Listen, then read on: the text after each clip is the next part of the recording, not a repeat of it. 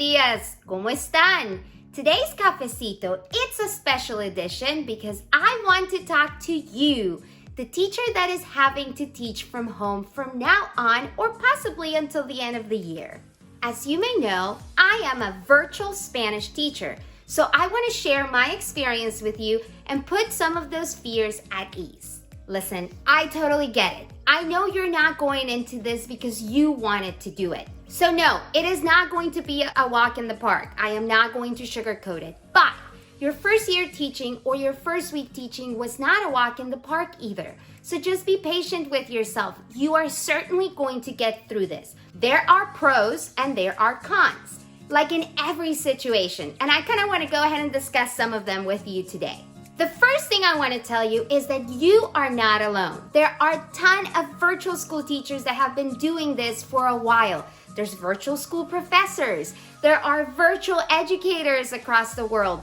And what I want to do today is call out on those educators to help support you. So if you have been a virtual teacher for a while, I want to invite you to belong to the hashtag that we're going to start today. And it's called #NewToVirtual. So if you are an experienced virtual teacher, go ahead and follow that hashtag so you can help answer some of the questions that these new teachers are going to have as they jump into our world at this time of the school year. So again, if you are a new teacher in the virtual world, use #NewToVirtual to ask any question you may have. And if you're an experienced online virtual teacher, join me and help answer some of those questions that our teachers may have. #NewToVirtual. Also, there are great sources of information that you can use. For example, there's a lot of professional learning communities on Facebook, on Twitter, and on Instagram. Just do a quick search and you will be able to join and have access to a lot of the resources that us virtual educators may have put out there for you. This is my 7th or 8th year in virtual education. I kind of lost count. So there's a few things that I've learned along the way. The first thing I want to do is kind of share my normal schedule with you so you can kind of have an idea of what to expect. Now, this may vary from district to district and depending on what expectations your district has, but again, I'm just happy to share what I do and what has worked for me. One of the awesome things about virtual school is the flexibility. That ability to create your own schedule is amazing. Truthfully, it is one of the things that I truly enjoy about that part of my job, about working from home. So for me, personally, it works very good to wake up super early, about 5 or 6, and start my day. That may be good for you, but it may not be good for you. Some of my colleagues prefer to stay up and work late into the night. So think about those things. What is the best thing for you, and in this case, for your families? When I start at 5 or 6 in the morning, the first thing I do is turn that computer on and go straight into my grading queue. I am one of those people that loves to zero it out every day so that I can provide timely feedback to my students and also so that that is off of my head and off of my schedule. It is done for the day and I don't worry about it until the next day. The next thing I do is go through all of my emails and go ahead and reply to all of them. I want to make sure that I am available to respond to my students in a timely manner too, because really, my answering the emails and my replies to their text, it's what's going to answer their questions and allow them to move through the course quicker. At our district, we have a service that allows our students to make appointments to call the teachers to do an oral exam or to have a conference, a tutoring session, something like that. I don't know if your district is going to be providing that. However, the next thing I do after I reply to all of my emails is check all of my appointments and kind of plan my day out.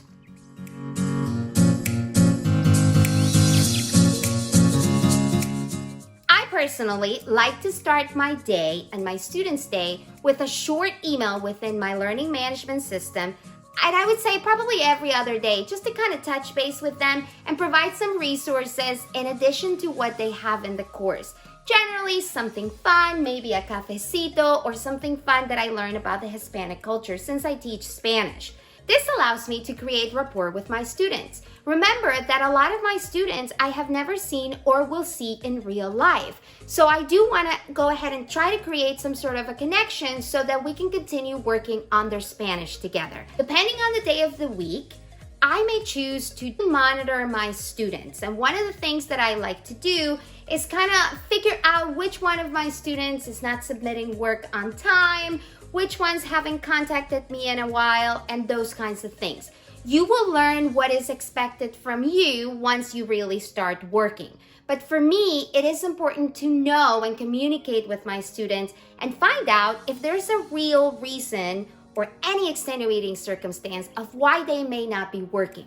I don't want to jump onto conclusions, so I don't want to send a harsh email or a harsh text if they're really experiencing a situation that they have no control of. So my approach is always to ask, hey Johnny, are you okay? I've noticed that you haven't submitted work in a while. Is there anything that I can do to help you? Throughout the day, I answer a bunch of phone calls and texts of students that will contact me with questions about specific assignments, questions about how to submit work, how to do voice activities, how to do written work. So a lot of my time is spent on communicating with my students back and forth and answering their questions so that they can successfully navigate their course. Also remember that throughout the day, I have scheduled appointments. So I do want to make sure that at that period of time that they schedule those appointments, I call them and I talk to them about whatever it is that they scheduled that appointment for. I do something that we call live lessons or lessons that you present online in a synchronous time. Sometimes we do those through Zoom or other kind of platforms. And again, depending on your district, you may be trained on those things. And basically that is a time for you to come together with a student at the same time in an online platform and deliver a lesson or work together on a collaboration project or a specific assignment.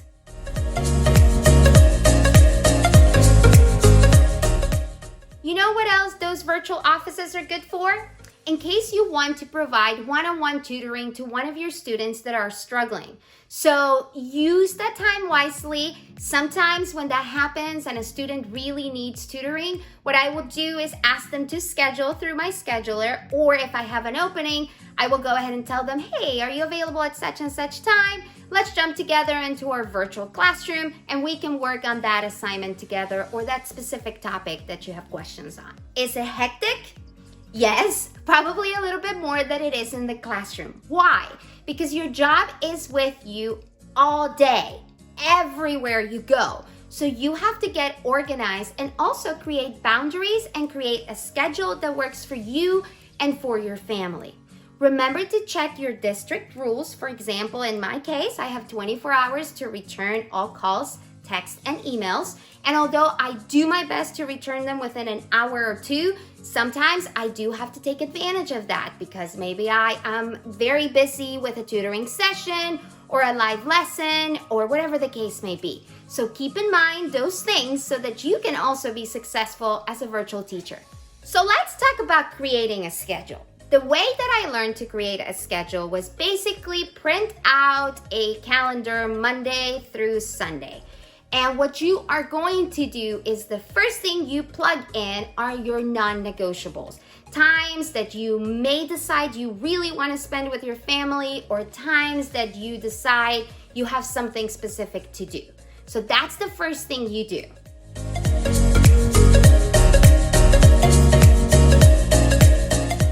Why? Because you are important too. And your mental health and your physical health matters so that you can be a better teacher. So schedule those things first and then decide what are the best times to schedule your appointments, your tutoring, and those kinds of things. You do have to be mindful that it's not only about you, it's also about your students. For example, most of my students are not available until after 4 o'clock. So it doesn't do any good to schedule appointments and live lessons and virtual class hours early in the morning. They're not going to show up. It's going to be time that I've wasted and it's not going to benefit them. So kind of figure out what is the best for you guys, for all of you.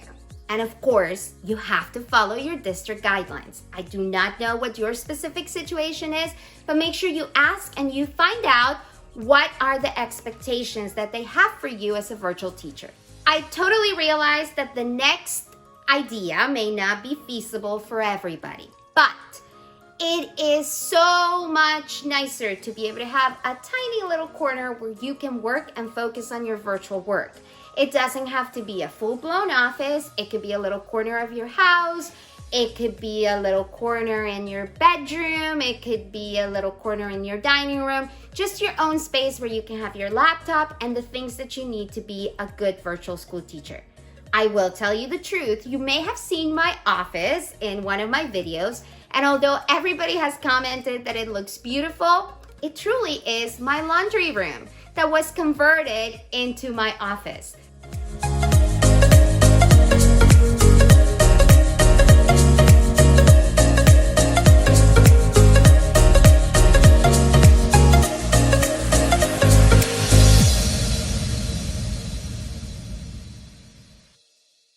There's a couple of things that you can do, and you don't have to get fancy. You can simply Google or even go on Pinterest and look for small pop-up offices. I've seen some awesome offices made out of tiny little closets. So again, just kind of look around. It is not necessary to have an office, but sometimes it helps you get into the mood and into your persona of teaching. Please remember to be patient with yourself. There is a learning curve and you are just starting. So it's okay to mess up. It's okay to have questions. And since we're talking about questions, I want to encourage you to not waste time trying to figure things out. Every question that you have most likely has already been asked. So there's already an answer out there. Reach out to that support person that they may have buddied you up with, or the teacher that you know has been doing this for a while.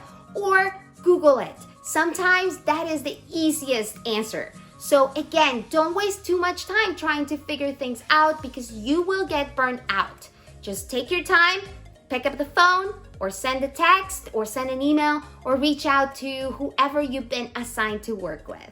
Or remember our hashtag, new to virtual. Depending on what tech tools you will be using, remember that Google, Pinterest, Twitter, Instagram and Facebook are full of tutorials. So if they're asking you to use a specific tool, you can always Google the name of that tool followed by the word tutorial. And I promise you, you will find tons of video tutorials, written tutorials, images, and all sorts of things to help you out. I have a few tutorials on my YouTube channel, and I will continue to add more as we go through this. Working from home can be very consuming, meaning that you may be tempted to be available and work 24/7. You can't do that. It may be hard to disconnect, but you really need to try and make sure that you don't get burned out. So create that schedule, try to follow it. It's not strict, but try to kind of get in a habit of figuring out what works for you, for your students, and for your family. We've already discussed some of the cons, like making sure that you don't get burned out, making sure you ask some of those questions that you may have a lot of at the beginning, making sure that you create boundaries because this job can take over your life.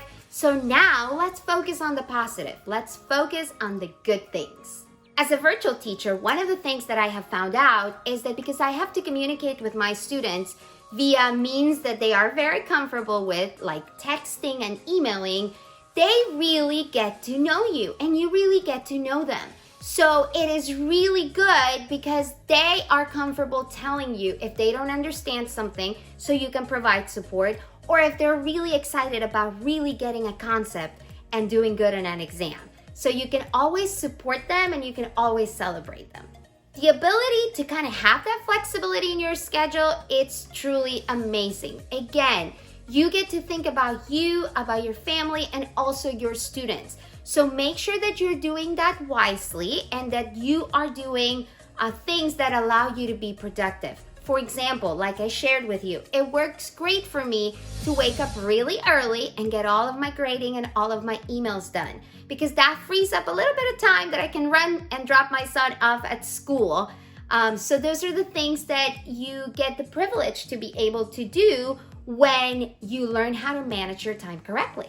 Be prepared that you will most likely get to know some of the families, because since all of these kids may be working from home, sometimes when you call or you text them or you email them, mom, dad, little brother, little sister will be there. You have no idea how many emails I've gotten about my students saying that they've watched some of my videos with their little brothers and their little sisters. So it is really cool to be able to get to know them a little bit more beyond their classroom and understand their family dynamics and their life.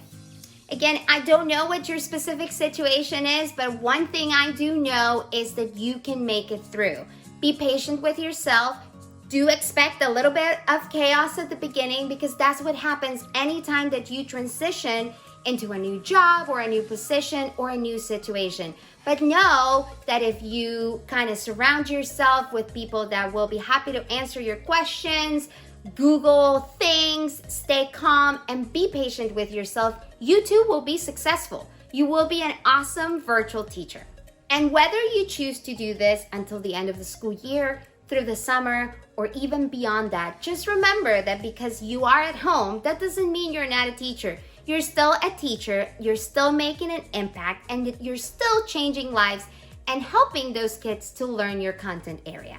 I hope that at least I gave you some insight into what to expect and that I answered some of your questions. But if not, do remember that that hashtag is available for you, new to virtual, on Instagram.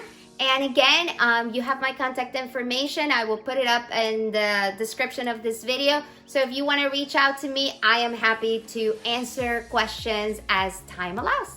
If you are a Spanish teacher and you want to share some of my videos or kind of use them to support your teaching, please feel free to embed them into your classes, into your learning management systems. I do have a Google slide that I created that has basically all of the main content and the buttons for the video lessons and some of the handouts I've created. So if you want to get a hold of that to be able to embed into your learning management system or whatever tool you're using, just shoot me an email. Again, my email is in the description below, and I look forward to hearing your awesome stories about jumping into the world of virtual education. Thank you so much. Muchas gracias, and adios.